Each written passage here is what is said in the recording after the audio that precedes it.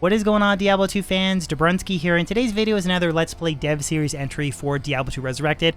Again, some very big news was dropped from Pez Radar, so the patch 2.5 is basically just around the corner, so this video I'm just kind of sneaking it in right before some big PTR news where they're going to be discussing some big changes, which I'm kind of curious. Let me know in the comment section below what you guys think those big changes are. Is it a currency tab, loot filter, or endgame content? I'm hoping it's some sort of mapping system, something that Diablo 2 Resurrected has never had, and endgame would be very cool. But anyways, today's video is focused on 10 key changes, and it's a follow-up to mercenary and skill change videos that I made previously. And a lot of the changes that I'm going to suggest are very specific, and then some of them are also very open-ended. So I would kind of like to see a broad idea like this applied, where I don't really have a specific idea per se, but it'll make more sense when I go over the list.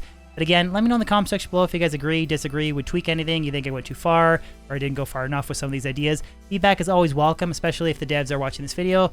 Again, more potential discussion around positive changes for Diablo 2 Resurrected is, in my opinion, a good thing. So again, hope you guys enjoyed this video, and a quick reminder before we jump in, just want to let you guys know that I do stream twice a week on Twitch. Got the link for my Twitch channel in the description below. Any follows on that platform would be very much appreciated.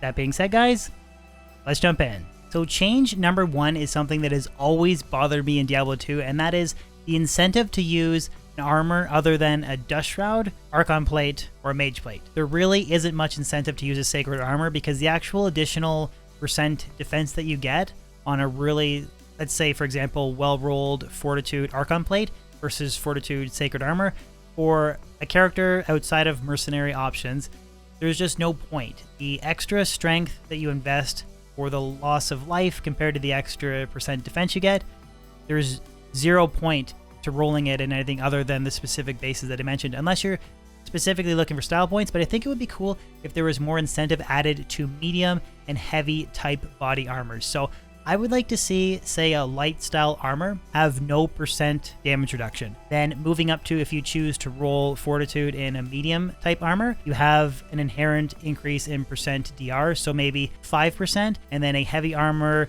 10%. So Sacred Armor, you'd have to invest up to 232 strength to wear it, but you would at least get a 10% DR bonus. I think that would provide some incentive to actually use these types of armors over kind of the standard meta that's always used. Again, you can argue that maybe that's too OP or too much power creep, but you can adjust the numbers, but anything that would provide more incentive to use medium or heavy type armors, I think would be a positive change. Change number 2 is a little bit more incentive to use two-handed weapons, and I think that this could be accomplished via adjusting the damage numbers for two-handed weapons. So war pikes, great poleaxes, say a Colossus blade, having that two-handed damage range increase, because in any melee character, for the most part, again, there is always exceptions, but Zealot, typically the sacrifice of dropping a shield to build a two-handed weapon, it's not worth it. Barbarian, Whirlwind Barb, it's usually typically better to go like two-handed dual grief versus a two-handed weapon, especially with the most recent changes that have been made to Whirlwind. I have a video on that linked in the description below if you want to check it out, but a lot of people, particularly in the hardcore Barbarian community, they're kind of upset with those Whirlwind changes, but it would be cool if there was more incentive to use two-handed weapons. Like if a Colossus Blade was a more desirable base instead of a 5-open socket Phase Blade to roll the Rumored Grief. And I know you might argue that grief is the problem, and it is kind of an inherent problem. It's stronger than everything else. But even if you compare like two-handed Breath of the Dying versus a Berserker Axe Breath of the Dying for either a Zealot or a Whirlwind Barb, it's still better to dual wield than it is to have that two-handed option for most cases. So I would like to see some sort of incentive. So 2 ideas that come to mind. First would be adjusting the damage range, so min and max damage values of some of those two-handed weapons, just increasing it a little bit, so there again is kind of more incentive to use those two-handed weapons. And also potentially, and it's not necessarily adjusting items, but tweaking skills. So again, Whirlwind, you get more of a bonus if you use a two-handed weapon versus a single-handed weapon. Anything that just provides more options, but doesn't kind of surpass the existing ceiling of using dual-handed weapons, I think would be a good start to make two-handed more viable. So for change number 3, I would like to see a spirit alternative for melee characters.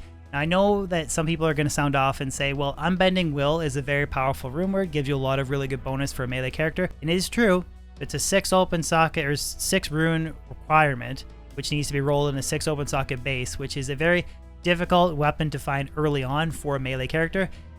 Sorceresses or any caster in general, as soon as they get that 4 open socket Crystal Sword or Broadsword from cows, and you roll your Talithol or Am, it's just such a big instrumental power jump for caster characters, which are already at an advantage over melee because they do more damage, they always hit, I would like to see some sort of 4 open socket rune word with similar required runes as Spirit, but provide the same alternative DPS and usefulness for a melee character. That way you would see more people with more options to level as melee characters. So again, I don't specifically off the top of my head have like, let's make this rune word with this exact stats, but I would like to see something similar to Unbending Will, but with a little bit lower rune requirement, maybe 4 runes instead of 6, that can be rolled as quickly as making Spirit. It provides the same incremental jump. Casters are already at an advantage. Why not have that Spirit alternative for melee characters? Number 4, I would like to see some new uniques introduced into the game. If you look at the area at Summit in particular, comparing normal to exceptional to elite items, you'll notice that there's like tons of normal boot options, tons of exceptional body armors. But if you get to like elite armors or elite belts, there's very few choices. So it almost makes me think that like under, due to time constraints and whatever, trying to get Diablo 2 out the door, they kind of didn't implement as many as what they planned on implementing. I just think that more alternatives in terms of like elite uniques for body armors, belts, or shields, something other than like Ormus robes, Arachnid's mesh, etc. Just more options. Storm shield is another good one.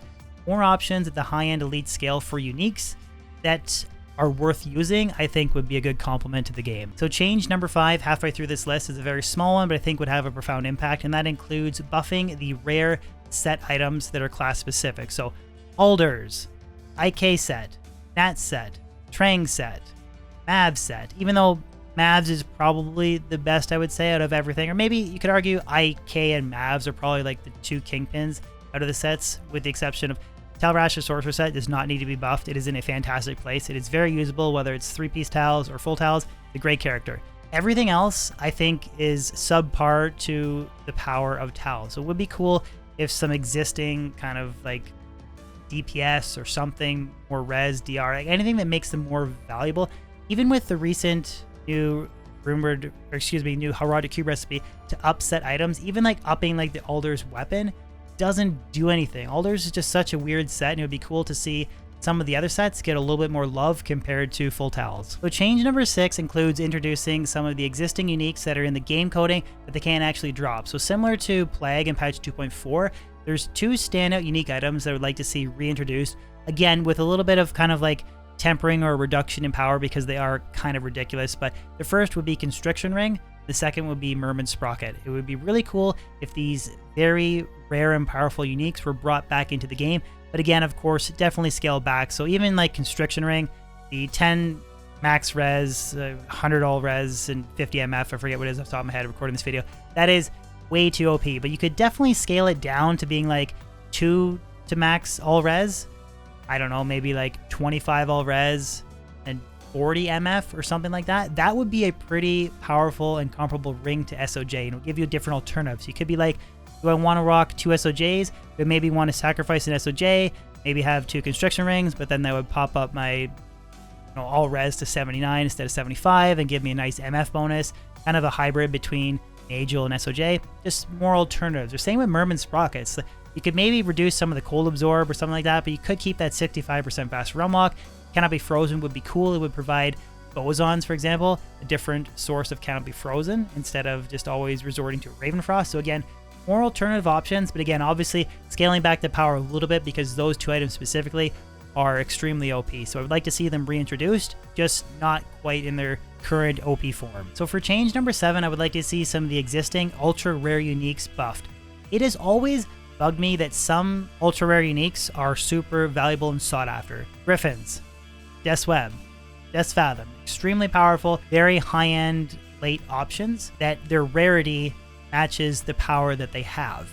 But what about Ansong's Lesson, weaker than Spirit and Hodo? Astrians, very rare, not even close to like 10% of the power of Grief. And I'm not saying you have to make Astrians Grief, but it would be very cool if like, Doombringer or Grandfather, again, like Astrians, just these ultra rare uniques be actually usable or worth something. Yeah, you can make an Astrian Zealot, but it's going to be weaker than something like Oath.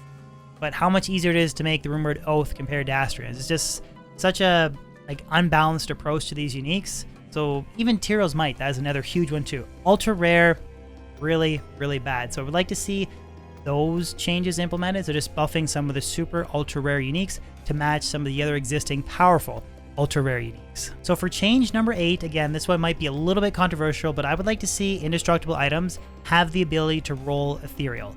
I know a lot of people might be like, oh, that's big power creep, but think about it. We already have like Grief, you can roll Breath of the Dying, and Berserker Axe for, again, very powerful options, but what about an Ethereal Grandfather or an Ethereal Doombringer? Those are 2 examples of some very interesting unique weapons that have some pretty good damage and a lot of plus life on Doombringer, but if those items could roll Ethereal, they would get a very big damage bonus, and then they already have the Indestructible mod on them. So you could put like an Ohm Rune in an Ethereal Grandfather, so you don't have to worry about durability. It would have a big bump in damage just from the Eth bonus, and then an Ohm Rune, for example, would provide even more damage bonus. So just, again, more alternative options that I genuinely don't think would outpace Grief. Like, Grief is super powerful, like the Deadly Strike, Venom, like just the D-roll, the damage to demons, ignore target defense, negative defense. Like, it is a super powerful Rune Word. I don't think having an Ethereal Grandfather would tip the scales the other way,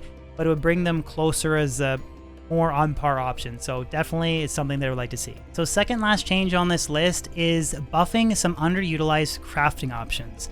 So we all know how powerful crafting Caster Amulet is, but what about safety gloves? What about safety boots? What about blood weapons? These are crafting options that people typically almost never mess around with. So it would be pretty interesting if maybe like the damage value range that could roll on a bloodcraft could maybe go a lot higher. Maybe you could have a chance of like Ethereal on a bloodcraft or something. Maybe safety boots could introduce like a defensive skill, maybe, or like, I don't know, Defiance or something. I don't know. Again, that and there, the kind of Defiance Aura, that might be kind of some weird power creep, but there definitely is 100% a huge disparity in particular sought after crafted items compared to all of the crafting possibilities. So I do think that examining some of the lesser used crafts and potentially making them more powerful would just, again, provide you more endgame diversity, and I think would be a good thing. So the final change on my list is something that I'm almost positive that we will see in patch 2.5, similar to what we saw in patch 2.4, but that is the introduction of new Rune Words. But in particular, the caveat here is I would like to see some meta shifting Rune Words. Now, they don't have to be like something twice as powerful as Infinity or a different alternative version of Enigma. I don't want to push the ceiling of more power, but something that shifts the meta in terms of options is very exciting for me. So the example between, let's say, for instance, Obsession. This is a Rune Word that, in my particular opinion, doesn't really offer anything distinguishing between Obsession and Hodo and Spirit. So it doesn't really change the Sorceress or provide any like new build options. But if you look at the Rune Word flag, that opened up a lot of interesting possibilities for poison-based characters because it gave us a source of lower res. So something that you couldn't get outside of either playing as a Necro or using Medusa's Gaze just provided more options. So I would like to see some kind of well thought out Rune Word options that complement kind of like new build diversity and ideas. Like maybe a wacky Rune Word that allows a different class to transform into something. So something similar to Beast or Wolfhowl, anything like that that sort of provides new build options is what I would like to see, not just a different alternative version of Hodo. And then in addition to kind of like meta shifting, I also would like to see some Sorcerer's Orb Rune Words. Like, what is the freaking point of socketed orbs in the game? There is nothing you can do with them other than like a socketed rare or something. You could put facets, but a socketed base, there is no reason to pick them up because there is no existing Rune Word to roll in them. So that is a huge gap, again, that I would like to see, looked at. I know some people will argue, well, that's power creep of Sorceress. Not necessarily, depending on the Rune Word, and I know Sorceress is already like Kingpin, but it would just kind of address an existing hole that I think exists in the game. But that pretty much wraps up this video, guys. Again, I know it was a short one, just sort of rambling, 10 key changes. Let me know in the comment section below if you guys agree, disagree, like to add anything on, you think I went too far, not far enough, if you think it's too much of a change, you just want to leave the game alone. For those that do just want the game left alone, you can always play original LOD. I just wanted to point that out because the majority of the player base does want to see the game evolve, but still kind of maintain its original core aspect. But again, that's just kind of a random side rant. But yeah, hopefully you guys enjoyed the video. If you did, if you could throw a like on it, that'd be awesome. And I'll catch you guys in the next video or live stream. Peace out.